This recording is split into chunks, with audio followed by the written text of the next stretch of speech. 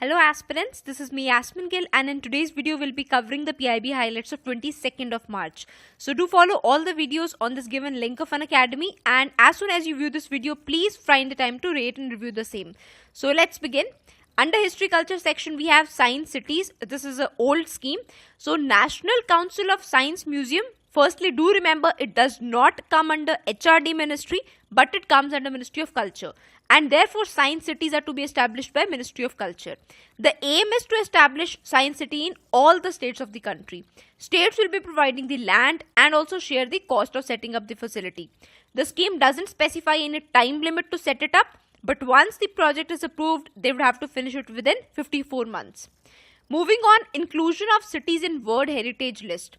So UNESCO has a very popular World Heritage site list whereby 5 Indian cities are included in the tentative list of the same. So which are these 5 cities? One is Ahmedabad, then is Delhi, then is Jaipur, and finally we have Bhubaneswar and a location at Mumbai.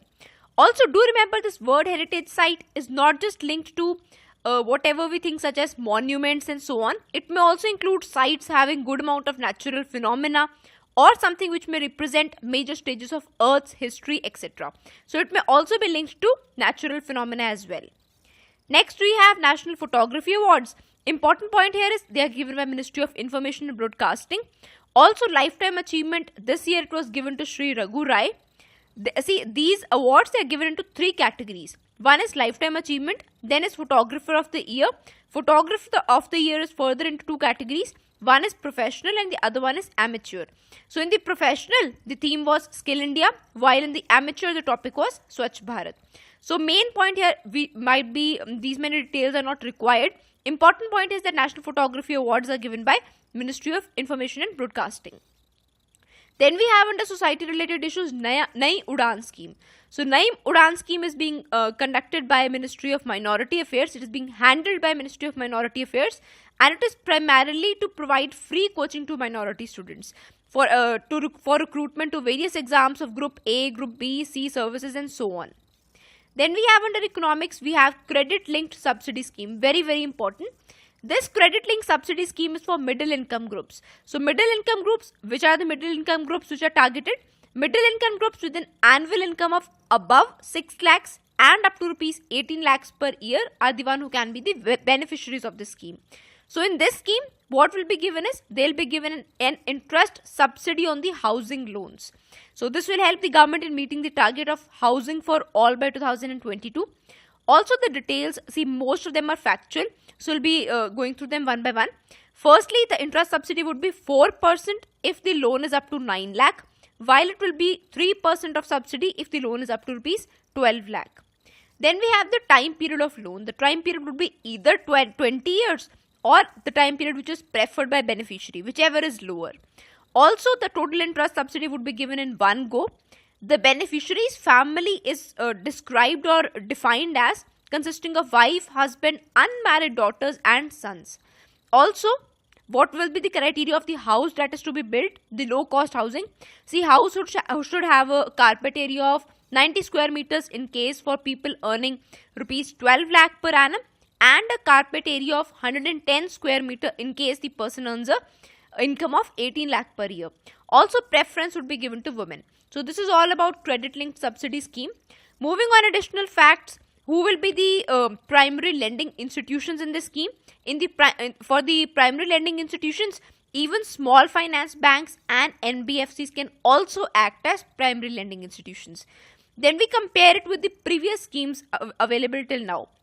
So till now we had this Pradhan Mantri Awas Yojana Urban, and a scheme particularly targeted towards economically weaker sections and lower income groups. So you can check out the criteria for these schemes.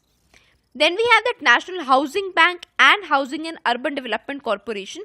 Both of them, they have been designated as the central nodal agencies for the implementation of the scheme for middle income groups.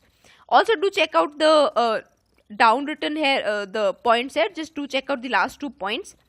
Then we have PAT scheme. PAT scheme is Perform, Achieve and Trade scheme. Perform, Achieve and Trade scheme, it's a component under National Mission for Enhanced Energy Efficiency. So it is being implemented by Ministry of Power under Ministry of Power, we have BEE, that is Bureau of Energy Efficiency. So BEE basically implements this scheme. So what is this scheme all about? Maybe you have heard of it. It's very commonly comes up in newspapers and all. So Perform, Achieve and Trade scheme, it's a market-based mechanism whereby excess of energy, it can be traded. It can be traded by way of certificates. They are known as energy saving certificates. So there are proper exchanges for trading this extra energy. Also, who is the market regulator? Central Electricity Regulatory Commission is the market regulator and BEE is the administrator. These are the power exchanges whereby the excess of energy certificates can be traded.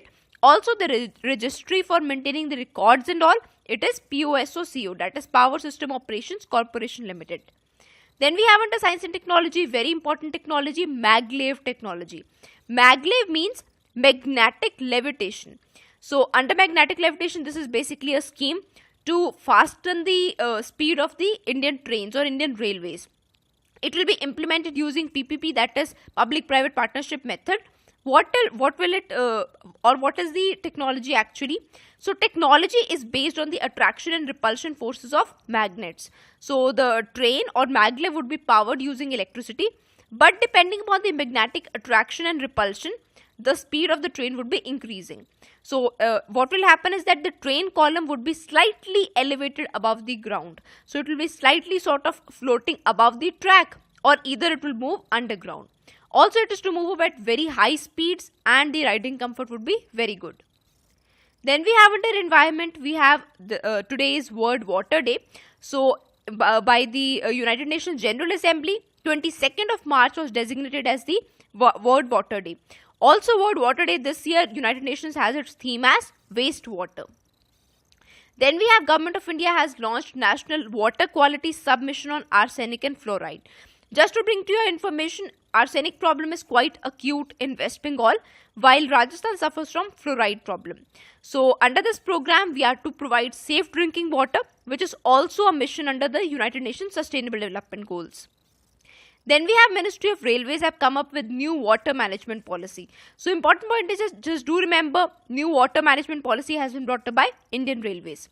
Then we have additional environment friendly efforts by Indian Railways. One is Green Co-Rating System. So it is Green Company Rating System. The system has been developed by CII, that is Confederation of Indian Industry, and it is to check upon how green is a company or how much does it invests in eco-friendly products. Then we have Vikalp. Vikalp is a bit old scheme, so you might even choose to leave it. Vikalp is basically a system in Indian Railways whereby passengers who are in wait list, they can be boarded onto the alternate train. So Vikalp, it means alternate train accommodation scheme. So evident from the name itself, person who is in waiting list, he can be given some alternate train which was leaving within a specified time gap. So if there is less of time between the train which you wanted to board and the other going train, so you might be given the alternate train. Then we have under security related Bureau of Police Training and Development. This bureau, it comes under Ministry of Home Affairs and it is the apex body to promote excellence in policing. Important point here is that this body conducts a national symposium of heads of police training institutions. Then we had these MCQs from today's session. One is related to Bharatiya Mahila Bank, which has been merged with SBI. Then about Navroz, which is a festival of Persians or Parsis. Then we had about Guru Gorakhnath. And finally about the Representation of the People's Act. So do follow all these MCQs and you can check out their answers in the MCQ course. Do rate and review the videos and also recommend these lessons to your friends. Thank you so much.